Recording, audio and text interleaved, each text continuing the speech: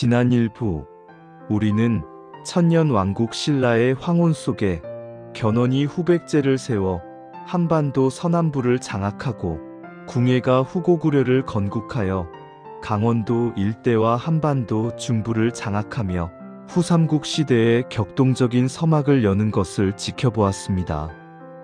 그리고 궁예의 휘하에서 점차 자신의 역량을 키우며 민심의 기대를 한몸에 받던 젊은 왕건의 운명적 등장을 보았습니다. 궁예는 자신이 미륵불이라 칭하며 새로운 시대를 열었지만 점차 그의 통치는 광기와 피로 물들기 시작했습니다. 자신을 비판하는 모든 자들을 역모로 몰아 무자비하게 숙청했고 심지어 자신의 아내와 아들까지 희생양으로 삼는 폭정을 일삼았으니 후고구려는 건국 초의 희망을 잃고 절망의 구렁텅이로 빠져들었습니다. 이러한 궁예의 칼날은 마침내 왕건의 목까지 겨누기 시작했습니다. 오늘 우리는 건국신화, 호족의 시대의 두 번째 막을 올리며 궁예의 폭정과 광기, 그로 인한 고뇌에 빠진 왕건의 모습, 그리고 왕건이 새로운 시대를 열기 위해 내린 고독한 결단과 고려가 탄생하는 극적인 순간을 스릴과 박진감 넘치게 추적합니다. 격동의 시대가 마침내 새로운 운명을 맞이하는 순간이 지금 펼쳐집니다. 후고구려를 건국하고 스스로 미륵불이라 칭했던 궁예는 초기에 넓은 해안과 뛰어난 용병술로 민심을 수습하고 세력을 확장했습니다. 그는 고구려 계승 의식을 통해 실추된 민족적 자존심을 회복하려 노력했고 고려라는 국호 901년을 사용하며 민중의 희망을 한몸에 받았습니다. 특히 해상권을 장악하며 경제적 기반을 닦는 등 현실적인 지도자의 면모도 갖추었습니다.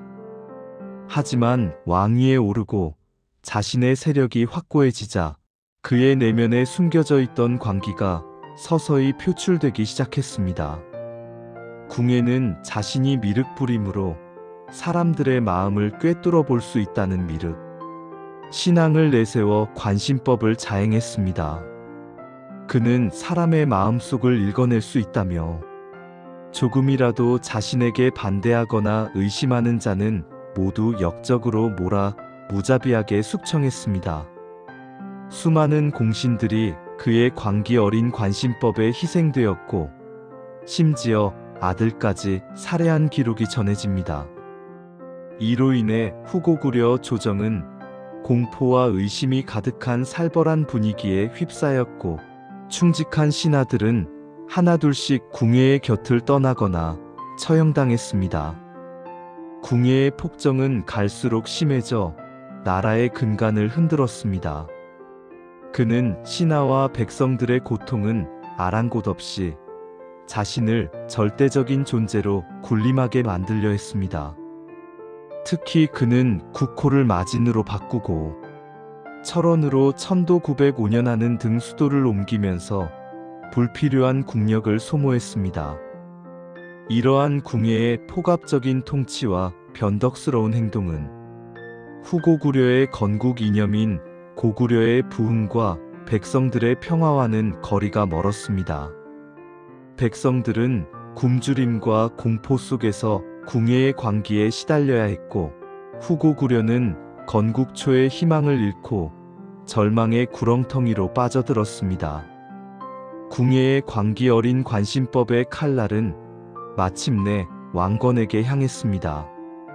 왕건은 궁예의 휘하에서 압도적인 군사적 재능과 뛰어난 외교적 수완을 보여주며 백성들의 두터운 신망을 얻었습니다. 그는 특히 나주를 공략하는 데 큰 공을 세워 궁예의 세력 확장 당시 궁예의 친정이었으나 삼국사기와 고려사 등에서는 왕건의 업적으로 묘사되었다고도 전합니다. 에 핵심적인 역할을 했습니다. 하지만 그의 이러한 인기는 오히려 궁예의 의심을 샀습니다. 궁예는 왕건이 역심을 품고 있다고 생각했고 사사건건 왕건을 감시하고 숙청의 빌미를 찾으려 했습니다. 왕건은 궁예의 광기를 누구보다 가까이서 목격했습니다. 자신을 신임하고 기회를 주었던 주군이었지만 이제 궁예의 칼날은 무고한 신하와 백성들을 피로 물들이고 있었습니다. 왕건은 하루하루 생명의 위협을 느끼며 고뇌했습니다. 충성심과 백성들의 안녕 사이에서 왕건은 깊은 갈등에 빠졌습니다. 왕건의 지지 세력이었던 장군들은 궁예의 폭정을 더 이상 좌시할 수 없다고 판단하고 행동을 준비했습니다. 왕건의 불안감이 최고조에 달했던 어느 날 밤, 궁예의 휘하에서 핵심적인 역할을 하던 장수들이 왕건을 찾아왔습니다. 바로 홍유, 배현경, 신순겸, 복지겸 등 건국 공신들이었습니다. 이들은 궁예의 광기를 더 이상 지켜볼 수 없다고 판단했습니다. 나라가 망하고 백성들이 도탄에 빠질 것이 분명했기 때문입니다. 그들은 왕건에게 백성들이 이미 궁예를 버렸고 이제 천명은 공에게 있다며 왕위에 오를 것을 간절히 요청했습니다. 왕건은 처음에는 이를 거부했습니다. 주군을 배신하고 왕위에 오르는 것은 신의를 저버리는 일이라 생각했기 때문입니다. 하지만 장수들은 당신이 거부하면 우리는 죽고 백성은 도탄에 빠질 것이며 천하는 결국 후백제 견훤에게 돌아갈 것이다라며 왕건을 설득했습니다. 그리고 무엇보다 백성들의 고통을 누구보다 잘 알았던 왕건은 결국 역사의 부름을 받아들이기로 결심했습니다. 918년 마침내 장수들은 거사를 감행했습니다. 그들은 궁예를 왕위에서 끌어내리고 축출했습니다. 궁예는 자신의 비참한 최후를 직감하고 변복한 채 도주하려 했지만 백성들에 의해 붙잡혀 비극적인 죽음을 맞이했다고 전해집니다. 이로써 약 18년간 이어졌던 궁예의 후고구려는 역사 속으로 사라졌습니다. 광기 어린 미륵의 칼날은 그렇게 자신이 열었던 시대와 함께 허무하게 쓰러져 내렸습니다. 장수들의 추대와 백성들의 열렬한 지지 속에서 왕건은 왕위에 올랐습니다.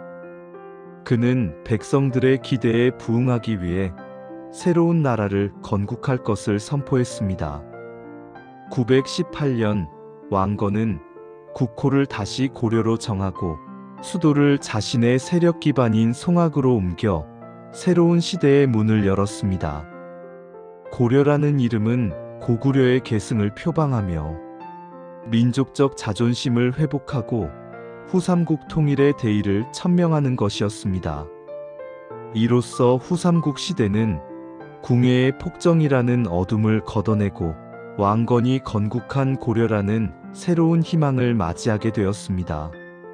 하지만 왕건의 앞에는 여전히 후백제의 견훤이라는 강력한 라이벌이 건재했고 복잡한 호족 세력들을 통합하고 새로운 국가 체제를 안정시키는 막중한 과제가 남아 있었습니다. 무신정변 이후 혼란스러웠던 시대는 이제 왕건이라는 새로운 영웅을 중심으로 후삼국 통일이라는 거대한 꿈을 향한 첫발을 내디딘 것입니다.